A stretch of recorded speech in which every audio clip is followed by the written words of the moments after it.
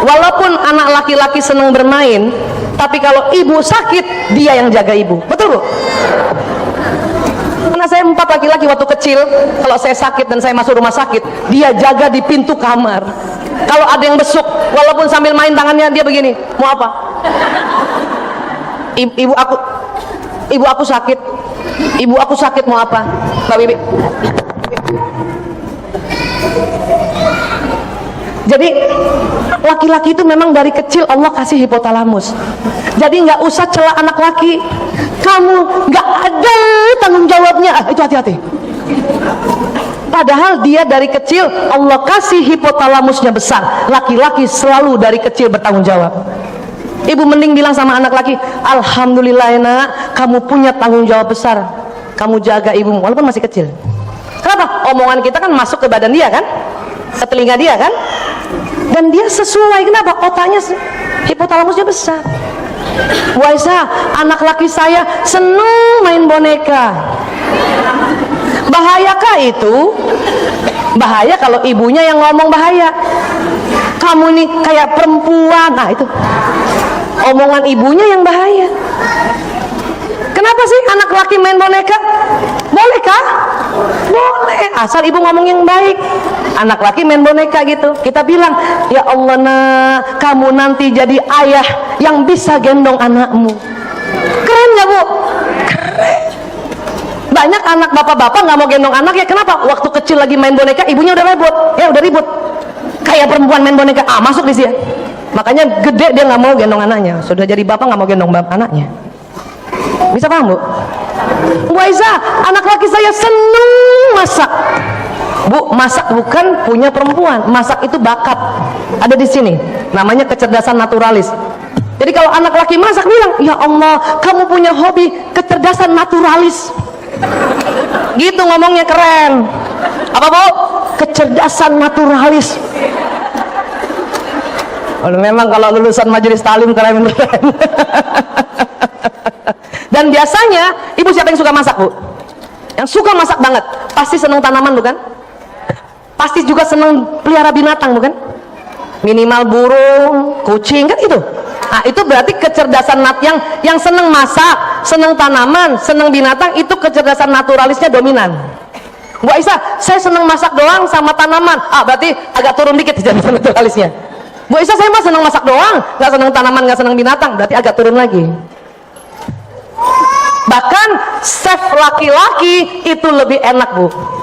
Kenapa? Laki-laki karena ini ada lagi nih laki-laki ya, ini namanya corpus callosum nih. Laki-laki lebih tipis. Makanya laki-laki kalau mengerjakan sesuatu di depannya, dia konsentrasi. Dia tidak terpengaruh kanan kiri. Kenapa? Karena pendengarannya menurun. Maka laki-laki kalau lagi masak, konsentrasi, pendengaran menurun, jadi tidak terganggu sekeliling. Kalau perempuan, korpus kolosumnya Allah kasih tebal. Kalau laki-laki hipotalamus, perempuan korpus kolosum. Karena lebih tebal, makanya perempuan bisa mengerjakan lebih dari satu pekerjaan dalam satu waktu. Ya nggak Bu? Masak, suapin anak, balas WA, kakinya ngepel begini ya. Pantatnya tutup lemari bisa. Makanya kadang kalau kita memasak makanan itu nggak konsentrasi karena kita bisa mengerjakan. Itulah makanya lebih enak chef laki-laki. Cuman dampaknya karena chef laki-laki itu konsentrasi, pendengaran menurun, dipanggil nggak dengar. Ayah, ayah, ayah. Makanya banyak bapak-bapak bilang sama saya heran Bu Aisyah, istri saya kalau manggil melotot. Saya bilang sama tuh bapak, Pak, itu maaf ya, itu panggilan ketiga. Yang istri bapak cantik panggilan pertama sama kedua. Karena bapak nggak nengok, dia marah. Kan gitu ya? Abi, pertama lembut kan? Nggak nengok ya? Abi, nggak nengok, Abi. Pas muka kita jelek, dia nengok. Ngerti Bu? Itu karena otaknya laki-laki, Allah kasih korpus kolosumnya lebih tipis.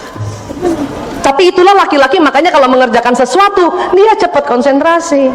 Kalau ibu punya anak laki dan ibu bilangin kamu nih nggak bisa konsentrasi, hati-hati, itu salah Bu. Dan itu jadi doa. Yang tadinya dia bisa konsentrasi karena ibunya ngomong begitu, ditangkap oleh telinganya, akhirnya tidak konsentrasi betulan. Jadi gimana dong Bu Aisyah? Ya ibu ngomonglah seperti yang ibu mau. Tapi dia pecicilan nih anak. Terus aja ngomong, Bu, insya Allah badan ini anak akan mengikuti omongan ibunya. Sampai berapa lama, Bu Aisyah? Tergantung ibu ngomongnya pas umur berapa dia. Otak laki-laki baru sempurna, otak kiri kanannya di atas 20 tahun. Jadi kalau ibu ajarin anak laki masih umur 3 tahun, sabarlah, nanti dia mengerti setelah mahasiswa.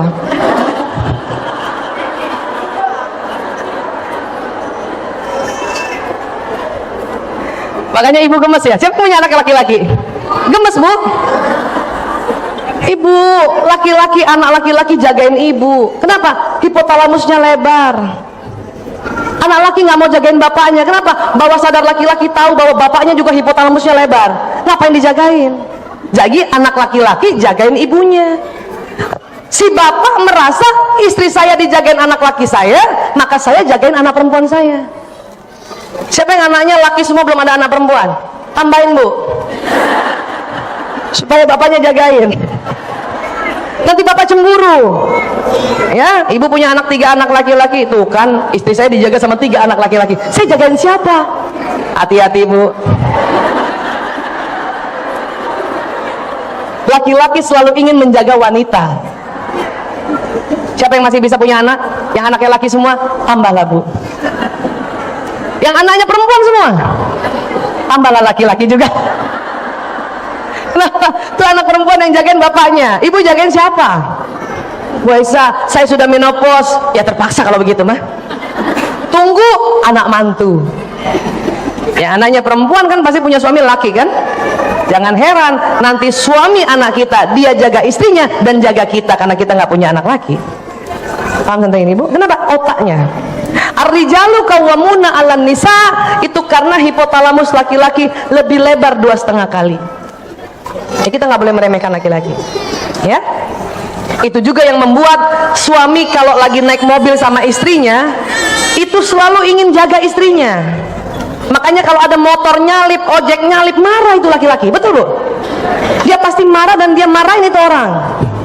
Ya, nggak ada matanya tuh ojek, kan gitu ya. Semua laki-laki walaupun rajin taklim dia marah, Bu. Tapi lebih marah lagi kalau istrinya belain orang lain. Istrinya bilang, udahlah Pak, istighfar, mungkin dia nggak lihat, itu tambah marah, Bu. Maka supaya kita ya mengerti bahwa oh suami saya itu marah karena jagain saya, ibu harus support dia. Nggak ada matanya tuh ojek, bener Mas, nggak ada matanya tuh ojek ya. Gitu. Ibu jangan belain orang lain, ngapain juga dia nggak denger. Kenapa? Suami kita jagain kita. Ya, yang istighfar ibu aja jangan suruh suami. Tersinggung kalau suami lagi begitu disuruh istighfar. Kita aja astagfirullahaladzim, astagfirullahaladzim. Insya Allah istighfar kita yang kelima suami ngikut. Istighfar juga dia nanti. Ya, kurang ngajar orang itu, bener Mas, kurang ngajar orang itu ya. Nah gitu caranya. Ini namanya mensupport, bukan ngompain. Kalau ngompain kita kejar masa, itu ngompain. Paham tentang ini, Bu? Supaya suami nggak dongkol sama kita, Bu. Kadang bawah sadarnya laki-laki dongkol. Kenapa? Dia sebetulnya jagain kita, tapi kita belain orang lain. Itu dia marah. Saya setelah tahu ilmu itu nggak pernah lagi belain orang lain. Selalu bela siapa yang nyetir. Apakah anak laki-laki saya, apakah siapapun laki-laki, saya belain dia. Kenapa? Laki-laki bawah sadarnya selalu mau melindungi orang yang di dalam mobil kalau dia bawa mobil. Sampai sini paham ya, Bu?